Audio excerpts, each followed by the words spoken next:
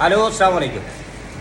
ഷാർജയിലെ സജ ഇൻഡസ്ട്രിയൽ ഏരിയയിൽ ഷായിൽ ബൈത്ത് എന്ന ഒരു കഫ്തേരിയൻ്റെ ഉദ്ഘാടനമാണ്. നമ്മുടെ കുറേ സുഹൃത്തുക്കളുടെ ശ്രമഫലമായിട്ടുണ്ടായ ഒരു സ്ഥാപനം കൂടിയാണ്. ഈ സ്ഥാപനത്തിൻ്റെ ഉദ്ഘാടനവുമായിട്ട് ബന്ധപ്പെട്ട ഒരു വീഡിയോ ആണിത്. അപ്പോൾ ഈ വീഡിയോയിൽ ബാക്കി വിഷയങ്ങൾ ഞാൻ സംസാരിക്കാം. ഓക്കെ.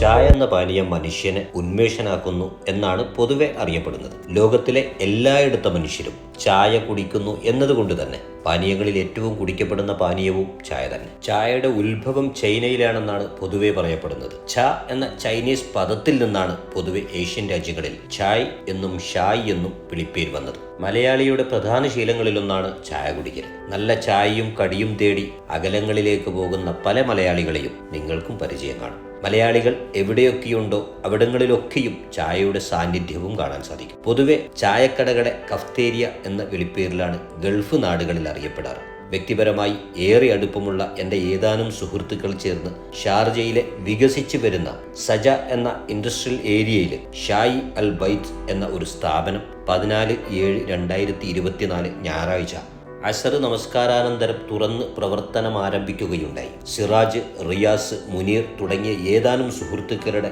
കൂട്ടായ പരിശ്രമത്തിന്റെ ഫലമായാണ് ഈ ഒരു സ്ഥാപനം ആരംഭിച്ചിരിക്കുന്നത്. കേരളത്തിലെ മലബാറിൽ മാത്രം കണ്ടുവരുന്ന എണ്ണ പലഹാരങ്ങളാണ് ചായക്കടകളിലേക്ക് ആളുകളെ എത്തിക്കുന്നതിൽ പ്രധാന പങ്ക് വഹിക്കുന്നത്. UAE-യിലുള്ള ഏത് കഫ്തേരിയയിൽ പോയാലും ഇന്ന് ഇത്തരം പലഹാരങ്ങൾ സുലഭമാണ് താനും. നല്ല ചായയും കൂടെ തിരഞ്ഞെടുക്കാൻ രുചിയൂറും പലഹാരങ്ങളുമാണ് ഷായി അൽ ബൈത്ത് എന്ന കഫ്തേരിയയുടെ ഏറ്റവും വലിയ പ്രത്യേകതയായി എനിക്ക് അനുഭവപ്പെട്ടത്. ചില്ലരമാരയിൽ അടുക്കി വെച്ച പലഹാരങ്ങൾ, കടുപ്പത്തിലുള്ള സമാവർ ചായ, സാദാ ചായ, പിന്നെ ആവശ്യാനുസരണം തയ്യാറാക്കുന്ന ജ്യൂസുകൾ, പ്രാതലിനും ഊണിനും അത്താഴത്തിനുമായി മറ്റ് കേരള വിഭവങ്ങളുമൊക്കെയും ഷായി അൽ ബൈത്ത് കഫ്തേരിയയിൽ ലഭിക്കുമെന്നാണ് സുഹൃത്തുക്കളായ ഇതിന്റെ സാരഥികൾ അറിയിച്ചത്. വലിയ പ്രതീക്ഷയോടെയാണ് ഓരോരുത്തരും ഓരോരോ സ്ഥാപനങ്ങൾ ആരംഭിക്കുന്നത്.